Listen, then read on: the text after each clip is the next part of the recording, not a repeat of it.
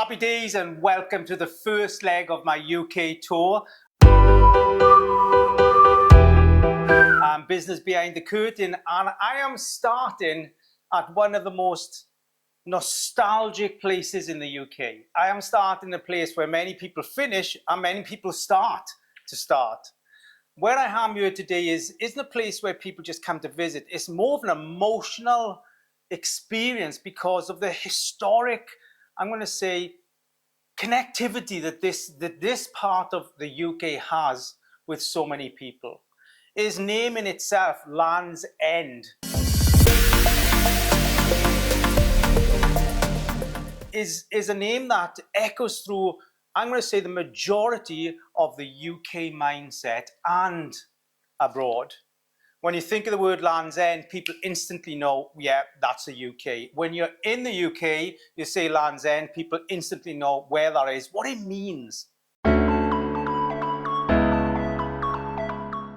What it means to our country.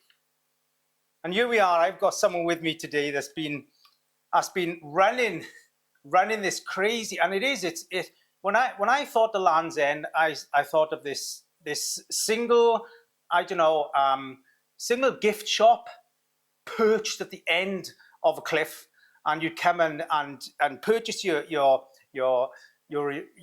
memory, purchase your memory gift, as they say, and take home. But man, this is so much more. I mean, I'm seeing this is a multi-million turnover business.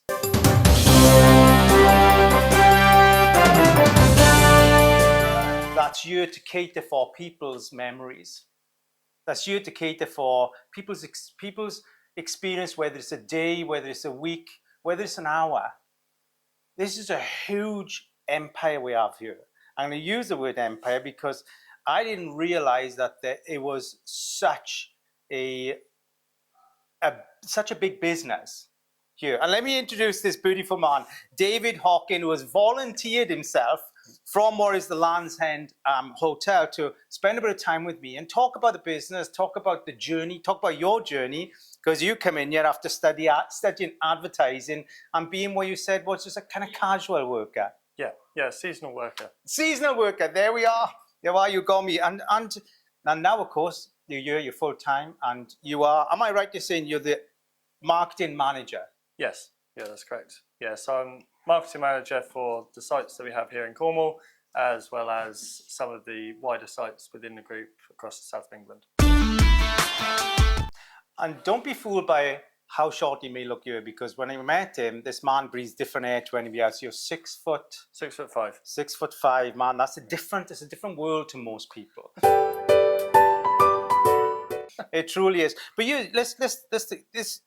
this whole I was going to say building, but I don't want to say building. It's like a kind of stately home. It's huge.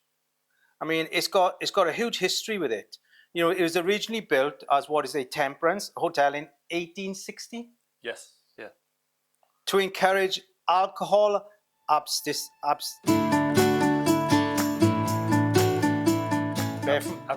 Thank you, because of my dyslexia. Thank you for helping me out here.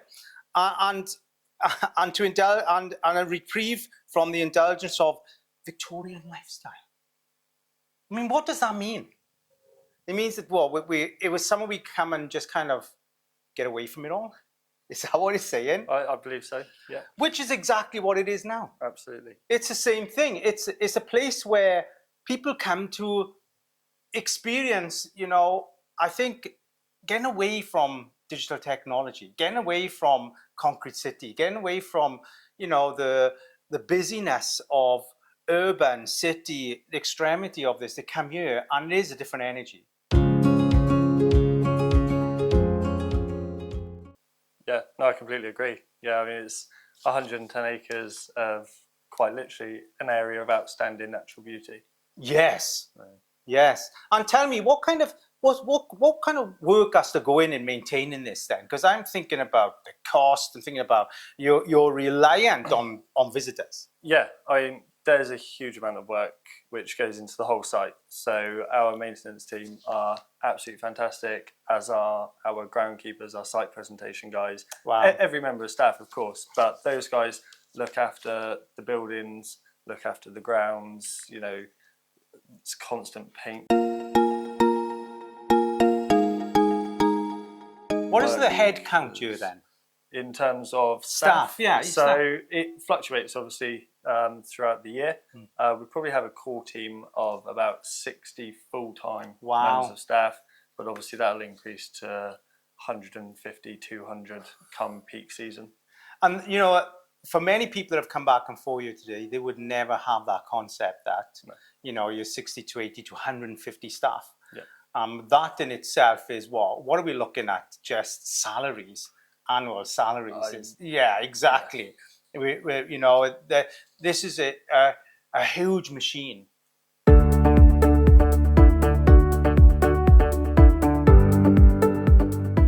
But yet, people come and they will scale down the size of what this is to fit in their own concept to their own daily visit, which is, I visited Land's End, it was beautiful. Yeah. But that beautiful has taken 80 full-time staff, 150 at its peak. And that in itself is a massive personality to run. Yeah, and it's a 365 days a year job. Yeah. It's every day, no matter the weather. We've got to care for the environment that we're in. Because you have a lot going on here. We're in the function room here. We are. I mean, I didn't go into the courtyard, but what is there? So as a site, it's quite a unique site actually. So Land's End is a landmark visitor attraction. Mm-hmm. So we have catering outlets, we have retail outlets, we've got family attractions. You know, we've got a 200-year-old farmstead. Wow. Which is one of our attractions with animals, you know, a little petting zoo. Mm-hmm. But then we've got the other side of it where we last year actually opened a brand new indoor mini adventure golf attraction. So 15 holes, fully immersive, interactive, 4D cinema. We've got an Aardman experience. So there's all of those things. And then, of course, you've got the iconic Land's End signpost experience. Yeah, yeah. So that in itself is almost another attraction. So yeah, there's several different elements. And then on top of that, of course, we've got the hotel, which sits within the site, 30-bedroom hotel. You know, offer catering facilities. We do large events, weddings, functions. And then we've also got a annex building, which is an additional 4 studio rooms. So a bit higher end. So yeah, in total 34 bedrooms. Wow. I mean, just think about that. When you think about Land's End, you think the signpost. Yeah. I mean, people go there and then but people, I feel, just miss the realization of the size of it and the amount that's gone into that.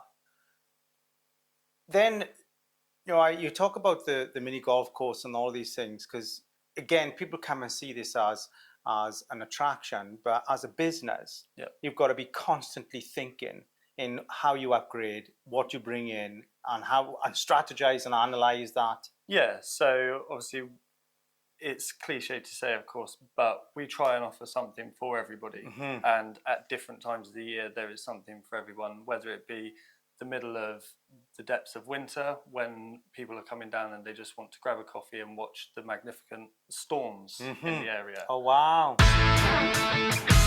Or it could be the other end of the spectrum where it's August and you're full of holidaymakers. Mm-hmm. The kids want to go and do the attractions. They want to watch the fireworks in the evening, listen to the live music that we put on.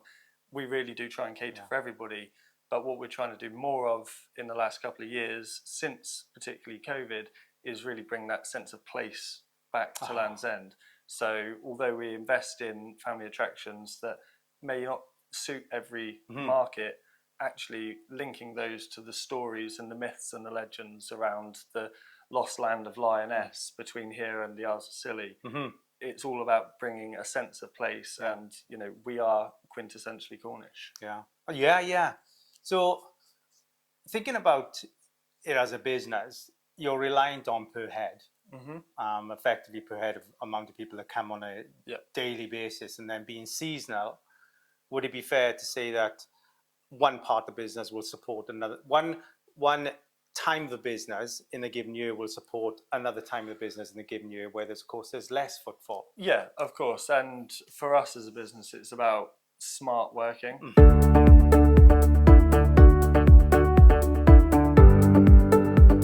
So, of course, not everything is open and operational all year round. That's a judgment made on the footfall and the visitor numbers. But yeah, of course, at any given moment, any part of the business has to support the other, and vice versa, really. And so I'm guessing there would be pockets of managers that support different pockets of the business, and then they have, of course, their KPIs, and although I don't know, not a big level of that word, but let's put it in there, those 3 letters. But they have their KPIs in order to, I guess, keep supporting each department. So there's obviously the general manager on site, and then there's a leadership team around that person, and each one has different responsibilities within their areas. And as a team and as a collective, it's our job to all work together with our own goals, but actually the wider site goals.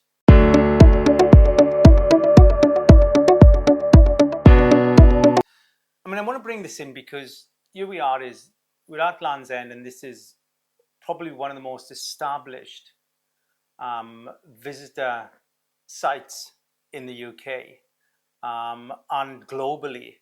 Everybody knows about Land's End, but also what we are hearing today is, regardless of how established it is and how much history is behind there, you constantly have to keep your eye on the ball, as they say. 100%, yeah. Like with any business, we don't want it to become stagnated and static. We want to improve the quality for all visitors, and we don't want to rely on one-time only visitors. We've got a locals market as well as a tourism market. Oh, wow. So for us, it's about how do we keep evolving, keep improving, and keep investing to protect the future of Land's End. Yeah. And how close do you keep your ear to the ground then in listening to, of course, your visitors? Because that's not always easy, because this nature of business means that you are dealing with all shapes of personalities. And some you cannot cater for. You can't cater for every personality. It's just not possible. No. So how do you measure sort of the listening to actually becoming then maybe a strategic project that you bring in? So for us as a business, actually, you've come at a really good time, because in the last couple of weeks, we've just launched the 3rd phase of a program, which we're rolling out to do with our brand values and our brand standards from our central head office down across the sites. So we've got in place now a team of what we call brand champions. And obviously myself personally within the marketing department head up, keeping an eye on those online review platforms and, feedback forms, mystery shopping, all of those sorts of elements. But actually what we're finding more of now is that the team that are working in the shops themselves, behind the counters, bringing them into that so that they can give us their feedback from someone who was in the shop 10 minutes ago. So it's as live as we can make it. So of course some of it's anecdotal, but then a lot of it is based on the stats and figures that come from these online review platforms. It's music to my ears when you say, the staff who are on the front line basically dealing with, when I say dealing with, and amongst all the guests and visitors and things, what you say now is your priority, that our policy, that these guys are included in 100%. those building meetings. Yes, yeah, 100%. I mean, is that new, or is it something you always did? So it's something that obviously has always run within the business, but for us it was about stressing more of an importance on that now, following a few years of significant investment, it's been an opportunity now at this chance to get those guys on board even more, and yeah, really feed into us. I mean, isn't that great, when, well, again, when a business has this much history, it's reliant on the history. Also, what I mean by that is something 10 minutes ago was history, and that feedback to you is as important as the history that carries this landmark for people to come and visit. Yeah. It is very beautiful. Let's talk about advertising then and things, because why I want to bring this into the audience is, people often believe that once a business gets to a certain place in its sustainable life, that you can ease back on advertising. And being an advertising guru, because that you studied it, what's your thoughts on that? I would probably say it's an easy trap to fall into, and every business, of course, can find themselves in that situation. But where I've personally tried to strive forwards with the help of the guys who I work with and the management around me is that actually, in order to keep progressing and keep moving forwards, it's how can we further innovate? We may change methods, but we'd never stop and rest on our laurels. It's all about what new opportunities are out there.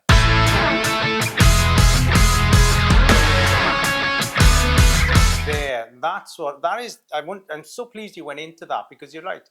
You don't just sit back, because again, as you say, it's so easy to do that, especially when you hit like the peak season and you're really filling that bank account as such.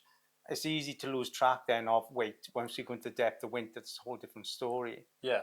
I mean, for us, we know that every year we're going to get close to 500,000 visitors because of the location and how iconic Land's End is within the UK. So it's 500,000 a year? Yeah, that's our figure that we sort of hover around, let's Wow. say. But for us, it's really important that actually, yes, it's 500,000, but we can grow that. So, what new opportunities are out there at different times of years, following different bits of investment, there are further advertising opportunities. Yeah. Well, as a business, and of course you have a head office, as you mentioned, is Land's End business under pressure to meet what are head office's expectations, or are you given that kind of loose rein to say, listen, we want you to run the business so it accommodates and stays with the values of the people that don't just work here, but also the people that come and visit? Do they give you that? Yeah, I think from our side, it's a case of we work closely with our guys at head office. So the guys who are working centrally are close to our business, and us vice versa. So the same core values that we have here on site are implemented from head office right the way down, top to bottom, across every site. So there's an element of freedom and trust, of course, but there's also that element that we do have to report in somewhere, and there are the pressures that come with any business. I see that. And we can touch into social media, because again, there is this kind of this illusion in the business world that social media is for the small SME, rather than for I'm going to call this a corporate business, because effectively it is a business of that size. What's your thoughts? Because do you still plow into social media? Is it still important to you? So the way we approach social media is firstly to say there's a place for every business within social media, but it's how you use it. So for us, we don't use it in a way to push hard selling messages. It is an opportunity for us to show more of a personality. The awareness, eh? So, of course, there are ways to sell without being a hard sell. But for us, if we can show some of the human touches within the site across our social media channels, and actually share a lot of other stories from our visitors within our social media channels. Okay. That's how we find that we get the best results. And what are your platforms, your favorite platforms that you use for the business? So the ones that we use most of are Facebook and Instagram. They are the most successful. We have, and that would meet your age group also. Yeah.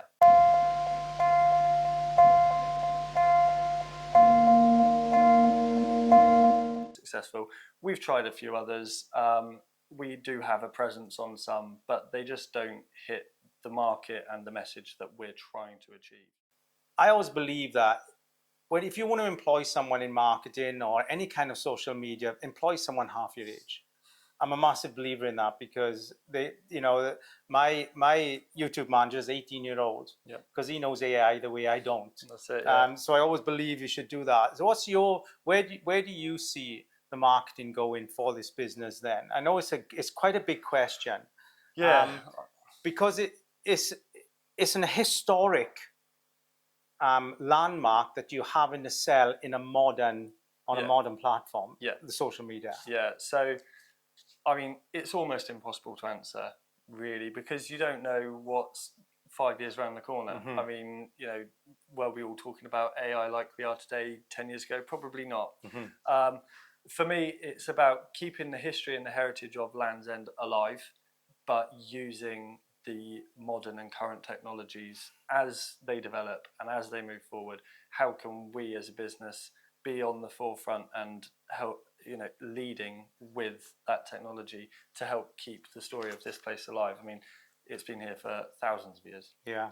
And the story, do you feel that there were times where it got diluted and almost superseded by the need of the business to be successful? I think at times potentially yes. However, that obviously landed results for them at the time. So, if that was before my time, then they obviously had their various KPIs, etc. Oh, bless you. That was such a well answer. No, but see, that was so politically delivered.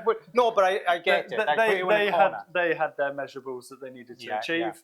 And I'm sure they did that. For us now, our measurables have changed slightly, and it's about striking that balance as a business. Because people feel Land's End. They don't visit it, they feel it. Yeah. When they come here, if you've got the balance right in how you're running the business, they will feel the depth of what Land's End is rather than just the visit. And I feel that's what's happening now. Yeah, and that's something that's come across very much in the last sort of 5 to 10 years. I'd say we've got a great core team and a relatively young, ambitious team as well. Isn't that cool, eh? Yeah, so we've all got the same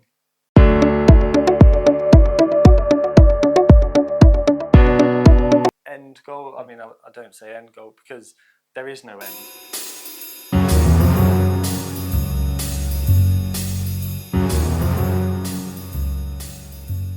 But you can always go further. But for us, we're all on the same path. We're all going in the right direction. And like I said, one of the most important things is that it doesn't matter what part of the business you're working in, you all buy into that same culture, the same values, and build on it together. And there it is everybody meeting those values. And I guess that the most important thing is that you believe in the history of what Land's End is, rather than just see it as, I don't know, a story that's created a job for you. Yeah, no, 100%. Yeah, it's all about buying in, and I think fortunately we're at that point where we do have staff at all levels within the business who are local. Some of them will come from further afield with different experience, but there is a core percentage that are local. They do know what it means to the local area. Yeah. And what it brings into the local area. 100%, yeah. Wow. It's been really interesting because I've started my tour here where many people finish their tour and many people start their tour. And I want to just bring that in, is how important this landmark is. There's been people that have given up drink, given up alcoholism, done their bike ride, then they walk, reach Land's End and start a new journey in life. There's people who have started here to break away from a life that wasn't living them and have started their bike ride, started their run, started their walks, whatever journey they start from here, and create that secondary life again. That's what Land's End is. It's not just a one-day visit. There are generations of children, grandchildren, great-grandchildren that's benefited from that great-great-grandfather that made a change by reaching Land's End or by starting from Land's End. That's the purity of this place. And to have people like yourself, David, just 30 years of age, 3 decades in, that's all you are. Yeah. Very mature, obviously. To have young souls like yourself here continuing that purposeful running of this business for us human beings in this country to say, well, do you know what? I'm going to do this for charity.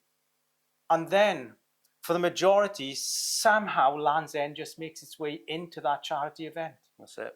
Isn't that just unique? How unique is that? Is that Land's End falls into the majority of charity wording in one way or another. Yep. For that single charity person to the groups of charity people, the life changes, and they will say, yeah, I did to Land's End. I started from Land's End. We can't say that about, yeah, I went to Spain. It just doesn't fall in. No. There is nothing. I don't think there is another landmark in the country that has the same emotional, I'm going to say emotional experience and support that Land's End does. Yeah, no, I completely agree. I mean, the end-to-end journey and story is something we are so proud of, and every visitor who completes the journey or starts the journey with us is as important as the last. It's a truly special thing, and we're fortunate enough to be a part of each and every one of those stories. How beautiful.